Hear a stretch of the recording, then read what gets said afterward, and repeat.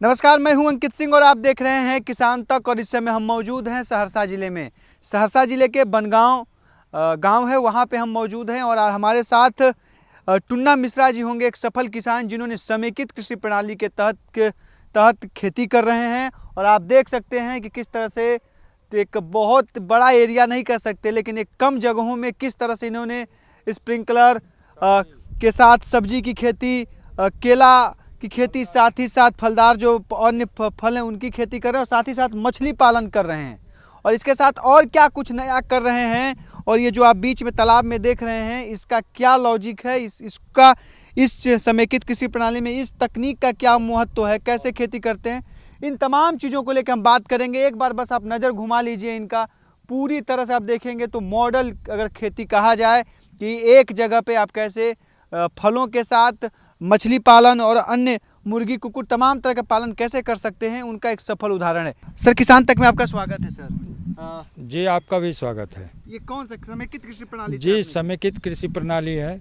और हम चूँकि यहाँ लॉकडाउन में जो कोरोना बीमारी चला था, उस समय में हम गांव आए तो हमने हम पहले थे Gujarat state fertilizer corporation limited में।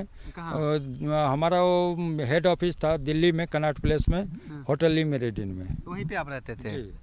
तो वहाँ जो हम अपने मिथिलांचल, खास करके मिथिलांचल का जो आदमी वहाँ से भाग भाग के आ रहा था, किसान उस ट्रेन और बस में जो धक्का खा रहे थे, उसकी समस्या को देखते हुए हमने सोचा था कि यहाँ ऐसा कुछ काम करें जो जिससे हमारे आदमी यहाँ के मिथिलांचल के लोगों को रोजगार भी मिले और हमारा देखा देखी अपने। कोविड में आप क्यों यहाँ पे आ गए? नौकरी छूट गया या नौकरी नहीं छूटा था, हम खुद रिजाइन करके आए हो। खुद रिजाइन करके आए? जी। तो कितना था वहाँ पे, किस पोस्ट पे थे? मैं सेल्स में थे और सेल्स का में हमारा सैलरी बढ़िया था और 48,000 के आसपास था। 48,000 के आसपास था। तो पूरी फैमिली वहीं रहती, साथ रहते थे? जी, पूरा परिवार साथ ही रहते थे। तो सब लोग वापस आ गए? जी। तो यहाँ पे जब आए कोविड के बाद, तो कोविड के बाद ही तालाब उलाब भी सब बनाया? तो कैसे, कहीं ट्रेनिंग लिए, क्या किए? आप ट्रेनिंग भी लिए और कलकत्ता जा कर के सॉल्ट लेक में और बैरकपुर में 2 जगह ट्रेनिंग लिए। और यहाँ के मीठापुर में भी एक ट्रेनिंग सेंटर है, मीठापुर जी वहाँ पे वो। और हमारे चूँकि मतलब मार्गदर्शक के रूप में टुनटुन सर हैं, और जो अभी मीठापुर में साइंटिस्ट हैं। आपका भी नाम तो वही है? जी जी, टुनटुन मिश्रा जी।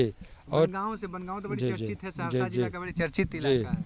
टुनटुन सर से जब भी हम कोई भी समस्या का समाधान उनसे पूछते हैं तो वो हमारा किसी भी वक्त निकाल करके, अगर वो कहीं भी इंगेज भी रहते हैं तो वो बाद में हमको कॉल करके समझाते हैं। अच्छा, तो सर ये कह रहे क्या क्या है इसमें, क्या क्या लगाएं और कितने एरिया में है ये पूरा? ये 6 एकड़ में है और वाटर एरिया मेरा सिर्फ 1.5 एकड़ है। 1.5 एकड़ है। तो इसमें मछली पालन लार्ज स्केल पर है। उसके अलावा मैं चूँकि बगल में 5 टैंक का बायोफ्लॉक भी लगाए हुए हैं। और बायोफ्लॉक का सिस्टम ऐसा है कि हम ये यहाँ से बोरिंग से पानी गिराते हैं बायोफ्लॉक टैंक में। जो पानी टूटता है उससे ऑक्सीजन पैदा होता है और उस टैंक के से फिर अगर उसका रिफाइन करते हैं तो आता है तालाब में। तो हमारा कोई भी वेस्ट नहीं होता है, सबका उपयोग कर रहे हैं। जी। और ये उसके साथ ही हम तालाब में प्लॉट फार्मिंग भी करते हैं, जिसका हमको सदुपयोग, इससे मछली वृद्धि में हमको फ़ायदा मिलता है।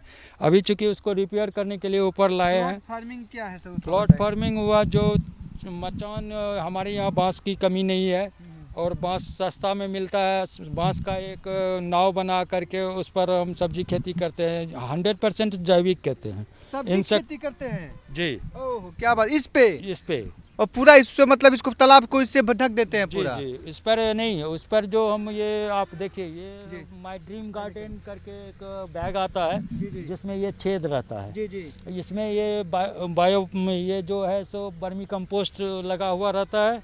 और इसमें अगर पानी टपक प्रणाली से इसमें डालते हैं तो इससे फिर निकलता है।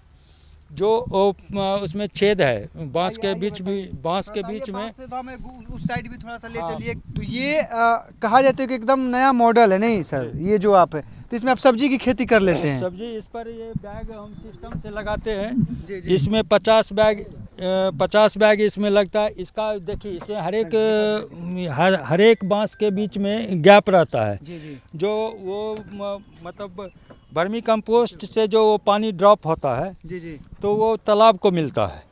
तो ये जो तालाब में पानी उसको कैसे देते हैं पौधों को? पौधा को मतलब इसमें ड्रिप सिस्टम लगाया हुआ रहता है। जैसे ये अभी स्प्रिंकलर लगा हुआ है, इसमें ड्रिप लगाते हैं। अच्छा, तो ये मतलब तैरता नहीं रहता, ऐसे पूरा सटा रहता है, हाँ। एक लाइन से ऐसे हाँ, क्रमबद्ध रखे रहते सटा हैं। हुआ रहता है। उसमें ड्रिप सिस्टम आप लगा देते हैं। हाँ, तो उसमें क्या होता है, इसमें पानी जाने से इसमें प्लैंकटन बनता है। हाँ, प्लैंकटन बनने से वो मछली का भोजन हो गया, जिस कारण हमारा मछली दूसरे की अपेक्षा हमारा 4 महीनों में 1 किलो साइज का होता है। ये सर, जैसे हम इसमें साग लगाएंगे या कोई भी सब्जी लगाएंगे तो उसमें हम ड्रिप लगा देते हैं। अच्छा। ड्रिप से क्या होता है कि इस छेद से पानी निकलता है। बांस के बीच में आप देख रहे हैं गैप, वो जो इसमें चूँकि वर्मी कंपोस्ट रहता है, उस छेद से अगर निकलता है तो वो क्या होता है कि जो पानी में ड्रॉप होकर के जाता है तो प्लैंकटन बनता है। अच्छा। जो मेरे लिए मछली भोजन, इसमें जो मछली का दाना देना पड़ता है वो हमारा इससे पूर्ति हो जाता है। अच्छा। मतलब अगर उसका 50% ही हमको मछली का दाना खिलाना पड़ता है। तो सर, ये मेथड जो है पूरा समय कितने इसका, तो कितना खर्चा आता है और कितना टाइम इसमें लगता है? इसमें ये चूँकि बांस हमारे यहाँ मतलब खेती बहुत ज़्यादा है मिथिलांचल में, और बांस बहुत सस्ता में यहाँ बिकता था पहले, मतलब 50 रुपया में मिल जाता था। तो अभी अब ये हमारे लिए सस्ता है। नाव का अगर कोई नाव बनाएंगे या उसमें तो खर्च ज़्यादा आएगा, तो हम ड्रम और बांस से ये चचरी का निर्माण किए हैं। इसका कॉस्टिंग 9,000 के आसपास आया, वो जो 7 साल चलता है। एक का 9,000। कितना सर इस तरह से पूरा बनाया था ये कि कुछ- 50 पीस ऐसा बैग इसमें लगाते हैं। अच्छा, तो क्या चीज़ सब्जी लगाते हैं? हाँ, ये चूँकि बाढ़ प्रभावित इलाका है तो कभी पानी बढ़ता है, कभी घटता है। और जो हमारे यहाँ जल जमाव का जहाँ समस्या है तो उसमें चूँकि जलकुंभी वगैरह ही केवल होता है, तो उस स्थिति में अगर बाढ़ का पानी बढ़ गया तो वो समय में सब्जी नहीं मिलता है। तो इसके लिए हम ये इसका विकल्प दिखा रहे हैं जनता को कि आप सब्जी इस पर खेती करके अपना गुजारा बसरा कर सकते हैं, बाहर जाने की ज़रूरत नहीं है। बाहर जाएंगे और आराम से आप चाहें तो तालाब का आधा हिस्सा जी जी।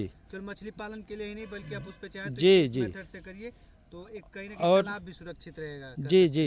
एक्चुअली है क्या, जो हम मोदी जी का जो सपना है, जो आत्मनिर्भर भारत, उसका हम उदाहरण के तौर पर ग्रामीणों के बीच में हम कभी कभी इस पर ट्रेनिंग भी देते हैं। हमारे यहाँ उद्यान आत्मा से 30-30 किसान आकर के यहाँ देखता है यहाँ और करता है। अच्छा, एक छोटा तालाब है जिसमें हम सीप का भी खेती किए हैं। मैं 48,000 की नौकरी कर रहे थे Gujarat state fertilizer corporation limited में, लेकिन अभी जो हमारा मतलब पर मंथ इनकम है सो लगभग अभी 80,000 के आसपास है।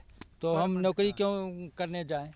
अच्छा, तो परिवार बच्चे वाले अब यहाँ पे खुश और हैं कि वो जब करते हैं? नहीं आने के बाद हमारा बच्चा भी बताओ अभी गया में दरोगा है, अच्छा। और वो कहते हैं जो खेती के कारण ही हम लोग आगे बढ़े हैं। गांव बड़ा आपका मशहूर गांव है जी, काफी यहाँ चर्चित गांव। IAS IPS का कोई कमी नहीं है, अच्छा। लेकिन यहाँ के लोग बहुत स्वाभिमानी हैं। अच्छा। वो अगर दही बेच के कोई गुजारा कर रहा है तो वो IAS के यहाँ दरबारी करने नहीं जाएगा, वो अपने घर पर रहेगा। उनको ये पता है कि जो IAS अगर है तो अगर दही खाने का मतलब है तो आप खुद आइए हमारी दुकान पे, हम आपके पास नहीं जाएंगे। तो क्योंकि बड़ा गांव है, बड़ा IAS का गांव है, तो इसीलिए।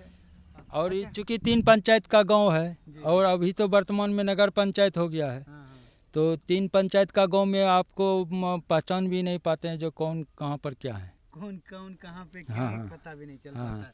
लेकिन बाहर जाने कहते के हैं बाद मनोज झा जी का ये गांव ननिहाल है। मनोज झा का गांव है, अच्छा, गांव है। मूल गांव यही है। अच्छा। और बाद में वो अपना यहाँ से बलागढ़िया है, गरिया में उनका घर है।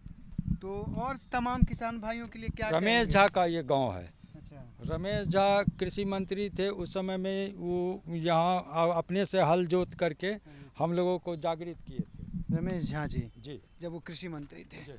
तो अभी क्या और किसानों के लिए आप क्या कहिएगा, क्या है उनके लिए सुझाव? हमारा ये सुझाव है कि जो जैसे आप समेकित खेती करेंगे तो जैसे G9 केला है, जी जी, अभी हम 400 पीस ये केला का देखिए चारों तरफ लगाए हुए हैं। इधर से देखिए। तो उसमें क्या होगा कि जो आप मतलब 400 खानी मतलब 400 तो निश्चित रूप से 2 बार ये केला एक बार उत्पादन होता है, तो 800 केला हुआ, जिससे हमारा 1.5 लाख केला से केवल आएगा। तो ये है हमारे साथ टुन्ना मिश्रा जी, और ये इनकी कहानी है खेती की कि किस तरह से इन्होंने सहरसा ज़िले में खेती को डेवलप किया है। तमाम कोसी के बालू और बलुआ क्षेत्र होने के राहर का पौधा, अरहर भी लगा रखे हैं। राहर का दाल भी हो गया, और उसको बाद में काट देंगे तो उस तनाव पर चढ़ के कद्दू उद्दू जो लगाना हो करेला उस पर फरता है। क्या बात है। तो ये है समेकित कृषि प्रणाली और ये है सफल उदाहरण। तो आपको भी समझना होगा, केवल समस्याएं गिनाने से आपके दुखों का हल होने वाला नहीं है। अगर आप इस मेथड से करेंगे तो आप एक अच्छा खासा कमाई कर सकते हैं। करीब करीब सर कितने बीघा बता रहे थे आप ये पूरा है? ये मतलब चूँकि हमारे बगल में तालाब के बगल में भी हमारा खेत है, वो सारा 6 एकड़ है। तो पूरा 6 एकड़ में पूरा? नहीं, तालाब के बाद भी है जमीन। नहीं, मतलब ये जो तालाब और महार, तालाब का महार, और तालाब हुआ वो 4 एकड़ है और 2 एकड़ बगल में ही है। तो करीब करीब 80,000 रुपया कमाते हैं। अगर आप साल का समझेंगे तो 9-10 लाख रुपए के आसपास ये कमाई कर रहे हैं। और ये उन्होंने पूरा बताया कि कितने एकड़ में है। तो आप भी करिए, समय के साथ आधुनिक खेती की ओर बढ़िए, तकनीक के साथ बढ़ेंगे तो आप उम्मीद है कि आप अच्छी खासी कमाई कर सकते हैं। अगर ये वीडियो आपको पसंद आया है तो इसे लाइक ज़रूर करें। अगर चैनल अभी तक सब्सक्राइब नहीं किया है तो कर लें और नोटिफिकेशन पाने के लिए बेल आइकन भी दबा दें।